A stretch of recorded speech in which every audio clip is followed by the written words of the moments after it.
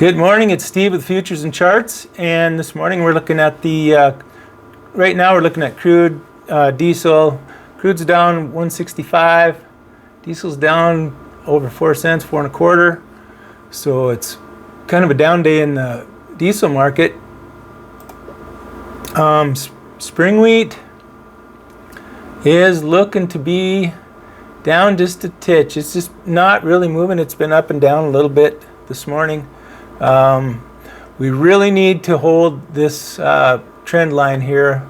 We're just bounced off of it this morning, and we wicked down to it here. We've tested it a few times, so we really need to hold that. And with the soybean market and everything else, you know, it could get dragged down farther. I hope not.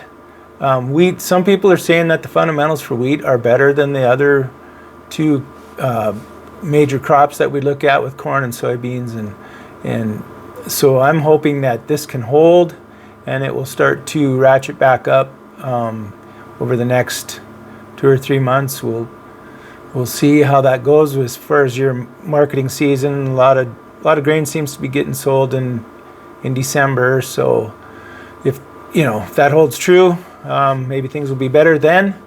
So I just wanted to show you the difference in the crude oil chart, which is, and I've said this before, it's definitely looking stronger than the diesel chart because it didn't have a lower low here just back in July, whereas the diesel chart did create a lower low, and I'm almost wondering if we aren't creating a little bit of a neckline here, or we have some support at this level, because it's bounced off. You've got a pretty long wick here today, so it dropped way down, but then now it's rebounded. So we may be finding support right in here.